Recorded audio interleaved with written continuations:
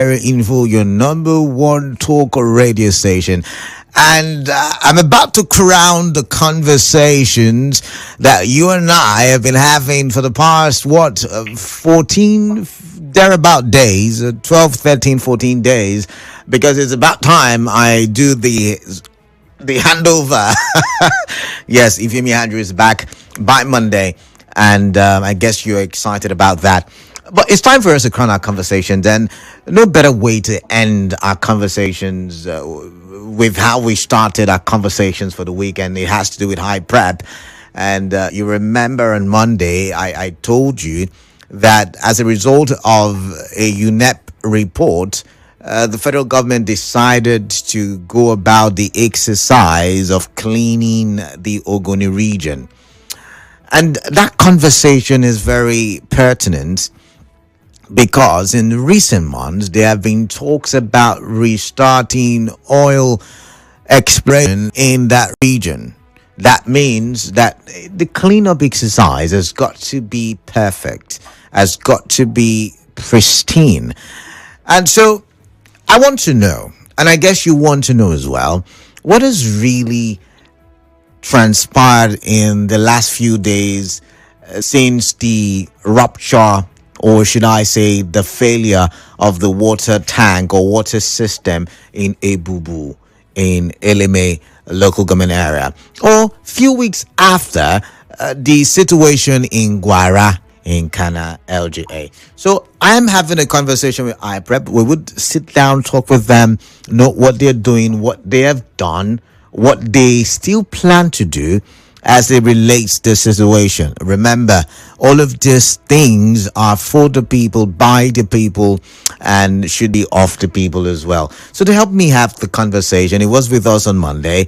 He is the public relations officer for Hyprep. I'm talking about Enuolare Nwigoh. Good morning, Mr. Nwigoh. It's good to have you on the show.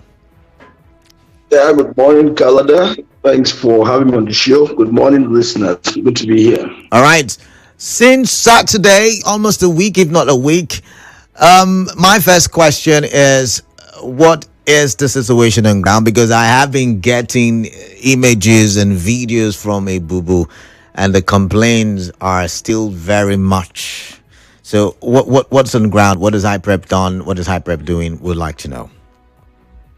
All right, thank you very much, Kalada. Again, let's start by saying that the latest incident, that of Guara, and of course that of Ebubu, that had affected the supply of potable water to communities, is indeed regrettable. But just to quickly get to your question, just after the incident, that's the one in Ebubu, the team from Hyprep had actually been there to do an on-the-spot assessment. And this week, the result from the Guara incident would have been out. I recall that the project coordinator of Hyprep, Professor Nenma Muzabe, had set up a high-level technical investigation committee to investigate what actually happened in Guara. And then with the latest from Ebubu, the PC had to extend that scope of the committee to actually getting down to what would have transpired. Because for us, we want to totally contain and stem the tide of these unfortunate incidents. Our intention to provide water to the people of Ogoni is not to inconvenience them in any way. Better jobs. And in this incident, we are very patient, and we want to stay focused in the core mandate of providing water. So what the committee has done so far is they visited the project, they've carried out some assessments, and of course we expect that the findings of that will come alongside that of Guara. But in the meantime, just like I mentioned, on Monday we were at the visited the affected persons, the neighboring residents whose properties were affected. And I told us on Monday that we took assessment of what should have happened there, and we assured them that we will be back, having taken the assessments to address issues of inconveniences and all of that. So far so good. That's what we've done. But beyond that, is that the outcome of that this latest incident, the project coordinator of Hyprep, Professor Nwigoh in the survey, had directed, that security be tightened across our facilities.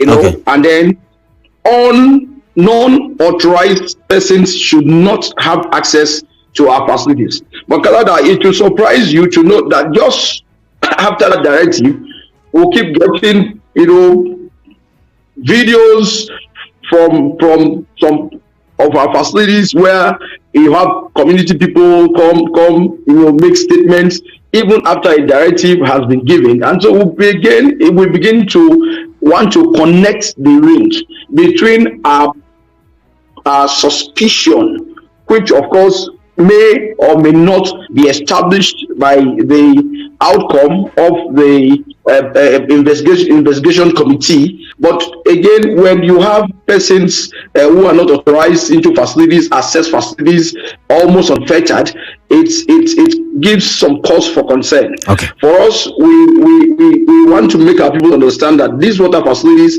are for their good, and we must all endeavor to protect the water facilities. But let me also inform us that even in the course of the week, we were able to go around, our technical team was able to go around a number of our facilities. Kalada, can you hear me? I'm listening. I've got questions. I want you to land quickly. We were able to go around some of our facilities. For instance, we were in Paya, we were in Berry, and it will surprise you to know that the bolts on the stanchion, the bolts on the tank stand and around the facilities have been removed. Okay. We are not preempting anything, but these are possible links to our suspicions about issues around, compromises and third-party interference on our facility. Okay.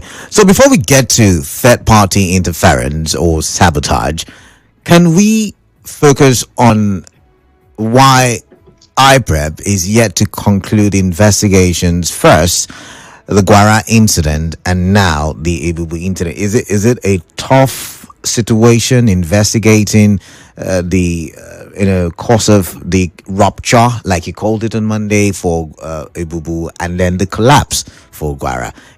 Is it a tough one? What's the challenge? Yeah, it's not about the toughness of the task. It's like the PC had assembled a team of high-level technical experts to get down to it, but it is because we want to look beyond the Gwara incident.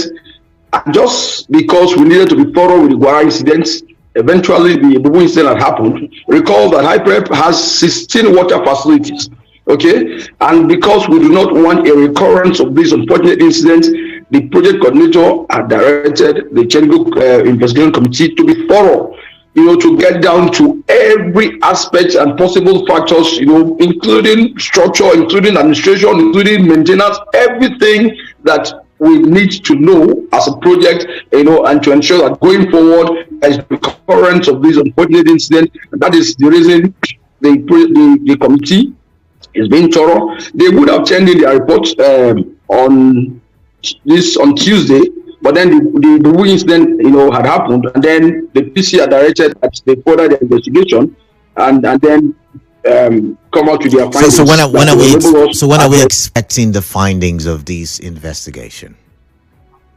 Okay, so we are hopeful that every other thing being equal, in a couple of days between now and next week, hopefully the findings should be out. And again, just like in the incident, we have assured the public, because we understand the interests of the public on the project, the people's project. I need to know every bit of information about how things go. We are told them that once this investigation is out, because absolutely they're going to hide. I have all protocol. When the outcome of these findings are out, of course the public will get to know. Okay. You said the Gwara investigations were supposed to be released on Tuesday, but for the rupturing in Ebubu on Saturday. So as PRO, I want to believe you have an inkling, an insight as to what that finding. Can you give us a clue? Can you just give us, what they say, a bit of the gist, a bit of it? Can you give us a bit? What could have been? Is it sabotage? Is it, and there's a reason I'm asking, because there's a follow up question to that. Is it sabotage? Is it the contractor? Is it, substandard, material? What could it be? Yeah, Kalada, again, we will, when the project coordinator constituted the technical investigation committee, he had told them that they will run independently, and of course, the outcome of their findings will be, implemented to the latter. So I will not, I cannot, I don't have the competence, if you like, to preempt the outcome of that committee. But just like I noted before you asked this question, we will make the findings public.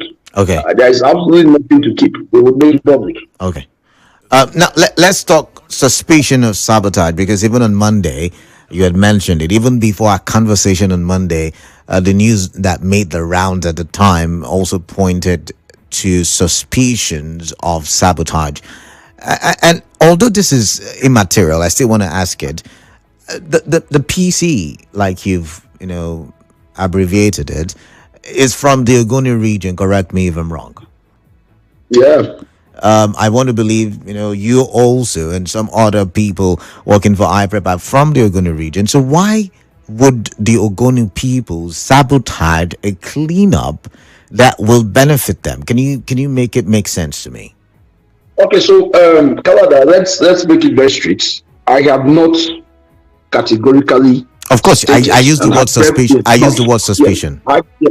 Yes, so let's make that, because the truth of the matter is that if we say that the Ogoni cleanup is succeeding or has succeeded, it is because we have received maximum support from the Ogoni people. Let's make that very straight. Okay. We have received maximum support from Ogoni people, Ogoni stakeholders, because they have embraced this project. But then we also are not unmindful, and of course not entirely ruling out certain possibility of some interferences. Even as we are not preempting this, the outcome of the technical investigation committee, we are, from our preliminary observation, beginning to link, especially in the context of this discussion, with our water projects. Especially in the context of discussion. I just mentioned to you we were in two communities. Hello.